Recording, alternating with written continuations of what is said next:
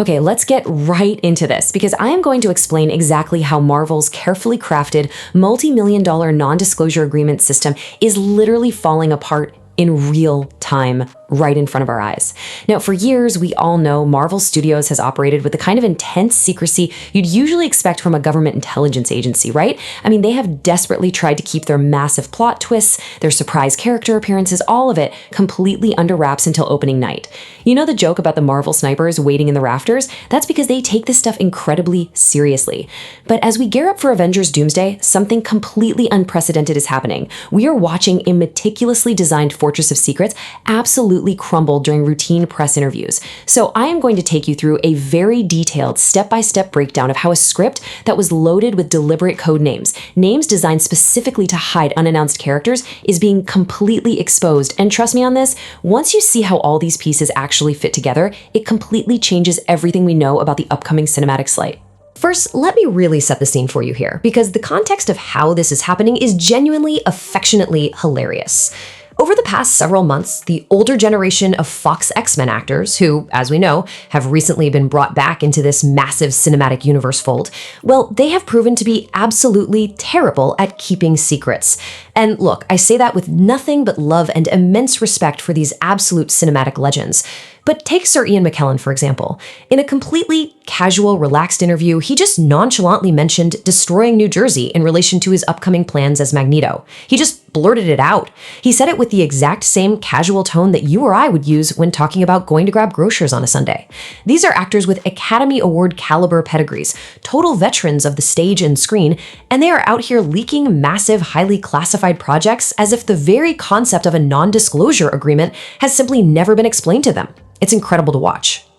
But wait, because he gets better, and honestly, a whole lot more specific. Let's talk about what I like to call the Nightcrawler slip. So, recently, the actor who famously played Nightcrawler sat down for what was essentially his very first interview regarding the upcoming film, and almost immediately, without any real prompting from the interviewer, he just enthusiastically starts talking about bopping Pedro Pascal in the head. Now hold on, let's pause and unpack why that is a massive, massive slip-up. Pedro Pascal, of course, is our brand new Reed Richards in the Fantastic Four. So by casually mentioning this specific physical interaction on set, the Nightcrawler actor essentially confirmed on the record that there is a massive Fantastic Four versus X-Men confrontation, or at least a major shared sequence currently in the works. And he did this entirely on his own, long before the studio had uttered a single official word about a crossover of that magnitude. It was just a beautiful, completely unscripted revelation that slipped right through the cracks. Which brings us right into part one of this whole mystery, cracking the confirmed codes. So we're transitioning now from these accidental off-the-cuff interview slips into the actual calculated deep dive mystery that I really want to unravel for you today. Because the Nightcrawler actor didn't just stop at the whole Pedro Pascal thing. No, he inadvertently gave us the golden key to understanding the current internal security measures on set. He explicitly revealed the existence of a deliberate, structured code name system that is embedded directly within the official scripts. Guys, this wasn't just some vague rumor circulating on a message board at 2 a.m. This was a primary source, an actual cast member detailing exactly how the studio is trying and utterly failing to keep its own actors in the dark. Okay, let's dive into this because the actor dropped an absolute bombshell. He stated, and I'm roughly paraphrasing his exact quote here, that sometimes there were secret names in the script because they did not want certain characters getting out. Let me really explain the gravity of this. They actually went into the physical screenplay and swapped out the real names of iconic heroes and villains for completely fake ones. They did this so that the cast members themselves wouldn't even know who was showing up to share the universe with them until the absolute last minute of production. The logic is, if the actors don't actually know the truth, they can't accidentally spoil it on a press tour. But ironically, by simply revealing the existence of these fake names, he essentially invited all of us to start cracking the code. So let me pose the big question to you. Who is Luke Cage? I want to pause on this question for a second and take you down the long, crazy rabbit hole that the dedicated fanbase tumbled into. See, early leaks from the Doomsday production kept making specific references to a location called the Luke Cage House. Naturally, this sent absolutely everyone into a frenzy. Was the studio finally bringing back the Defender? Was Mike Coulter stepping back into the role? Fans spent literally weeks trying to figure out how this grounded, street-level hero from Harlem could possibly fit into the grand, multiversal, cosmic scale of Avengers Doomsday. Crazy theories were flying everywhere, with people writing essays trying to justify the presence of Luke Cage in this specific storyline. Well, let me reveal the actual answer and break down the deduction for you. There is no Luke Cage role in the movie. 0. Luke Cage was simply the confirmed script code name for Steve Rogers. That mysterious house everyone was hyper-analyzing online, it was just Steve's house. And when you sit back and really look at it, it makes complete thematic sense, doesn't it? Think about it. Why would they choose Luke Cage as the alias for Captain America? Because both of these men are built like an absolute brick wall, and much more importantly, both of them share an incredibly strong, unwavering moral compass. The studio simply picked one fundamentally righteous, physically imposing hero to stand in as a dummy name for the other. It was a brilliant but ultimately very simple misdirection. And that brilliant misdirection brings us directly to our second cracked code. Ponder this one for a moment. Who is Boris? Now, early reports coming off the set described a character operating under the name Boris, who was vaguely detailed as some kind of magician or a deeply devoted follower of Doctor Doom. Again, the movie-loving community went absolutely wild. Was this going to be some deep-cut comic book henchman? Maybe a completely new, original character invented just for the cinematic universe? Or just a random throwaway villain that nobody had ever heard of? For months, Boris was a total enigma, just this blank space sitting in the cast list waiting to be filled. Well, the answer, as it turns out, is none other than Doctor Strange. Benedict Cumberbatch, the Sorcerer Supreme himself, is officially in Avengers Doomsday, and he is hiding right behind the pseudonym Boris. Now, what's really fascinating about this specific revelation is the massive question it immediately raises. Why on earth does one of these central pillars of the entire cinematic universe need a fake name?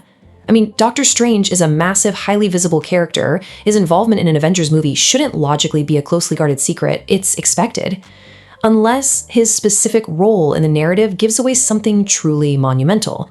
Let me break down the 3 distinct reasons why this specific codename is highly, highly significant and proves exactly what they are trying to pull off behind the scenes. Point number 1. Cumberbatch explicitly and very publicly denied any involvement in Doomsday. He looked right at the cameras and insisted he was sitting this one out to return later. Okay, point number 2. In more recent interviews, he heavily walked that denial back, nervously suggesting he might actually be in both upcoming Avengers films. But here is the kicker, point number 3, and this is absolutely the most vital takeaway. The fact that he was assigned an active codename proves the studio is desperately trying to keep his presence quiet on the call sheets. You only go to those extreme lengths when a character's mere appearance fundamentally spoils a major plot point of the movie. Which leads us perfectly into part 2. Uncovering the hidden X-Men. So, the crucial point we have to understand is this. If foundational characters like Steve Rogers and Doctor Strange are having to hide behind fake names in this script, who else is lurking in the shadows of Doomsday? We have successfully cracked 2 codes, but we know for a fact, based on how these scripts are written, there are more. The most logical answer, the one that has been quietly building serious momentum through a dozen different credible leaks and subtle interview shifts, points directly to the remaining Fox-era X-Men who haven't been officially announced yet.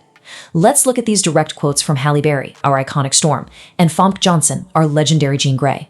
When directly asked by the press about showing up in Doomsday, they both delivered variations of the exact same line.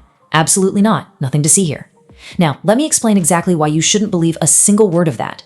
This is the exact word-for-word standard denial that the studio aggressively instructs its actors to use. We saw this exact same song and dance with Andrew Garfield before Spider-Man No Way Home. Remember that? The firmer the denial, the more suspicious it becomes, especially when you understand the broader context of what is currently being built. Let's just look at this from a pure storytelling logic perspective.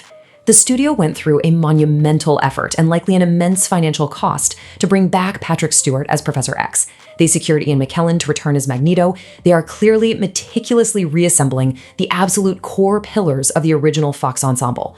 So the idea that they would go through all of that universe-breaking effort, gather these absolute titans of superhero cinema together, and then deliberately leave Storm and Jean Grey sitting on the bench? Come on, it completely strains credibility. You simply do not build half a reunion. Let me dwell on the real cinematic importance here, because this isn't just about throwing random cameos at the screen to get some cheap applause from the audience. Jean Grey's arc and her dynamic with Storm and the rest of the team across those original films is one of the most emotionally complete and complex stories in the entire history of comic book franchises. They are the emotional anchor of that specific cinematic universe. To bring back the leaders, Charles and Eric, without including the emotional core of the team that they constantly fought over would be a massive, glaring narrative misstep. And the studio definitely knows this. They fully understand the emotional weight that these specific actors carry for the audience. So let's look at how this level of compartmentalization actually works practically, because I know exactly what you're thinking. How could they possibly film these massive actors returning without anyone noticing or leaking photos? Well, let me explain the practical reality of modern blockbuster filmmaking to you. It happens in 3 steps. Step 1, isolation. These legacy actors are brought onto closed, highly restricted sets, usually with a skeleton crew. Step 2, green screen. They are filmed in completely empty motion capture chambers or against blue screens, and often this happens on entirely different days or even in different months from their main co-stars. Step 3, edited in later. The massive visual effects teams take these isolated performances and composite them into the grand ensemble shots months after the main principal photography has wrapped. The reality is they don't need to be anywhere near the same room to end up in the exact same scene. This extreme compartmentalization is exactly how the studio operates nowadays. I really want to remind you that the Nightcrawler actor explicitly admitted in his interview that some actors on the set genuinely do not know who else is in the film with them. The production is so fractured, so heavily siloed off into different units, that you could literally have Halle Berry shooting lightning on stage A, while Benedict Cumberbatch is casting spells on stage B, and neither one of them would have a single clue the other was even on the studio lot that day. The secrecy isn't just in the NDAs, it is built into the physical production schedule itself. Now, moving on to part 3, the Secret Wars silence. So I want to shift gears here to look at the much bigger picture. Because as much as Doomsday is leaking like an absolute sieve right now, with cracked code names and chatty legacy actors basically telling us the plot, there's a stark, almost terrifying contrast when we look at the film that immediately follows it. I'm talking about the absolute deafening silence surrounding Avengers Secret Wars. By comparing the 2 productions, we can actually deduce exactly what the ultimate endgame strategy is for these hidden characters. Let's briefly touch on a few other heavily rumored secret characters that have been swirling in the credible inner circles. Ghost Rider and the Norrin Rad version of the Silver Surfer keep popping up in very serious discussions. But here is my theory on this, and let me explain why it really matters. These specific, massively powerful cosmic and supernatural entities are not Doomsday surprises. No, these reveals are being saved and locked away specifically for Secret Wars. The sheer nature of these characters requires the fundamental fabric of the multiverse to be completely torn apart to justify their arrival, which aligns absolutely perfectly with the expected climax of the Secret Wars narrative, not Doomsday. I want you to focus on one very specific number on the screen right now: 0. I am emphasizing this number dramatically because it is arguably the most important data point we currently have. 0 represents the exact number of actors, insiders, or crew members who have leaked a single, verifiable word about the actual plot or the cast list of Avengers Secret Wars. While Doomsday has its script codes being cracked weekly, and we have legacy actors spilling secrets on red carpets, Secret Wars is a complete, impenetrable black hole of information. Nothing is getting out. Let me draw the contrast for you as clearly as I possibly can. Doomsday is the movie where they are perfectly fine letting a few secrets slip through the cracks. It's the appetizer. They are okay with us figuring out that Steve Rogers and Doctor Strange are in the mix because frankly, it builds massive hype. But Secret Wars? They are guarding that script as if it literally contains real-world nuclear launch codes. The absolute, unprecedented lockdown on Secret Wars tells me everything I need to know. Whatever surprises they have planned for that grand finale are so incredibly massive, they are going to make the Doomsday reveals look like minor footnotes in comparison. Which brings us to our final section, Part 4, the ultimate premiere prediction. As we begin wrapping up this massive deep dive, I really want to zoom out and look at this entire false identity system and what it ultimately means for us as movie lovers leading up to this massive release. The studio absolutely tried to outsmart the internet with a script full of fake names, but the internet, and admittedly a few loose-lipped acting legends, called their bluff. But remember, the studio is incredibly smart. They know exactly how to play the long game here. They know how to manipulate the press cycle to their absolute advantage. So let me state my final prediction for you with absolute confidence. My money is strictly on the fact that legacy heavy hitters like Storm and Jean Grey will remain officially, legally unconfirmed. The studio will force Halle Berry and Famke Janssen to outright deny their involvement in every single interview they do. They will stick to the mandated script right up until the literal night of the global premiere. And then, suddenly, they will walk that Doomsday red carpet in full glamour, the internet will collectively shatter into a million pieces, and the studio will have pulled off exactly the kind of monumental theatrical surprise they live for. Which leaves us with one final lingering thought to chew on. We've exposed Steve Rogers disguised as Luke Cage. We've successfully unmasked Doctor Strange hiding behind the name Boris.